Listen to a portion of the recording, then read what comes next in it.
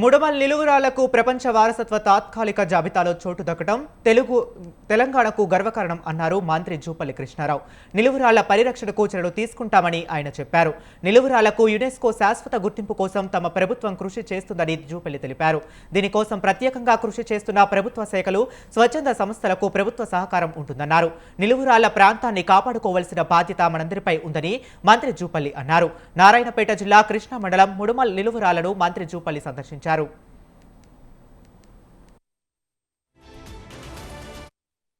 నిలువురాళ్లు సప్తర్షి మండలంలో ఖగోళ పరిజ్ఞానాన్ని, కాలాలను, వాతావరణ మార్పులను ఆనాడే తెలుసుకునేవారన్నారు మంత్రి.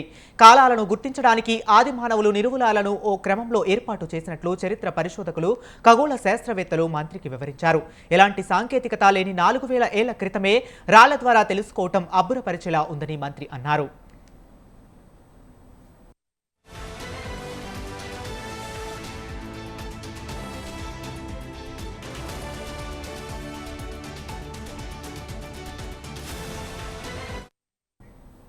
నిలువురాళ్లకు యునెస్కో శాశ్వత గుర్తింపు లభిస్తే అంతర్జాతీయ స్థాయిలో ప్రత్యేక స్థానం దక్కుతుందని మంత్రి అన్నారు. అంతర్జాతీయ పర్యాటకులను ఆకర్షించడంతో పాటుగా ఉద్యోగ అవకాశాలు, మౌలిక వసతులు మెరుగవుతాయన్నారు. పర్యాటకంగా కూడా అభివృద్ధి చెందుతుందని జూపల్లి పేర్కొన్నారు. నిలువురాళ్ల పరిరక్షణకు చర్యలు తీసుకుంటామని, పర్యాటక చారిత్రక పరిశోధనా కేంద్రంగా తీర్చిదిద్దుతామని వివరించారు.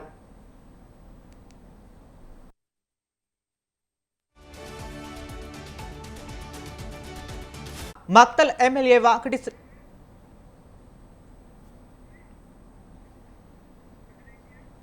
సీఎం రేవంత్ రెడ్డి ప్రత్యేక చొరవ, మక్తల్ ఎమ్మెల్యే వాకిటి శ్రీహరి కృషి, Deccan heritage academy trust, Telangana heritage శాఖ, టిటా గ్లోబల్ టూరిస్ట్ సహకారం వల్లే నిలువురాళ్లకు గుర్తింపు లభించిందని జూపల్లి చెప్పారు.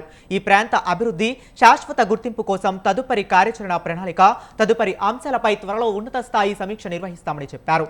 ఈ సైట్లో భూములు కోల్పోయిన వారికి పరిహారం చెల్లిస్తామని మంత్రి జూపల్లి కృష్ణారావు తెలిపారు.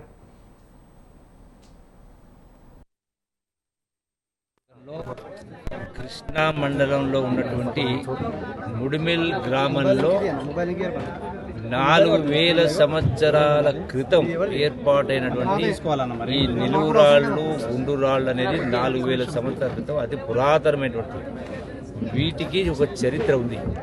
అంటే ఎటువంటి సాంకేతిక పరిజ్ఞానం లేనటువంటి 1000 సంవత్సరాల క్రితమే ఆకాశంలో ఉన్నటువంటి నక్షత్రాలను చూసి ఋతువులు కావచ్చు, కాలాలు కావచ్చు, గ్రహాలు కావచ్చు, వాటన్నిటిని కూడా రాళ్లపైన పొందుపరిస్తే ఆ రాళ్లను చూస్తే యాజ్ ఇట్ ఈస్గా అక్కడ కనపడుతుంది ఈరోజు. అంటే ఏ సాంకేతిక పరిజ్ఞానం లేని ఆ 1000 సంవత్సరాల క్రితమే, అంటే ఆనాటి మానవులే అంత గొప్ప మేధాశక్తిని ప్రదర్శించండి. ఈ వీటిని దురదృష్టవశాత్తు ఎవరు వాస్తవంగా బయటకు రాలేదు. ఈ మధ్య కాలంలోనే వీటిని గుర్తించి అంతర్జాతీయ సంస్థ యునెస్కో, అంటే ప్రపంచంలో అతి పురాతనమైనటువంటి చారిత్రకమైనటువంటి ఈ యొక్క నిర్మాణాలు కావచ్చు, కట్టడాలు కావచ్చు, చారిత్రక సంపద ఉన్నటువంటి గుర్తించే సంస్థ యునెస్కో సంస్థ.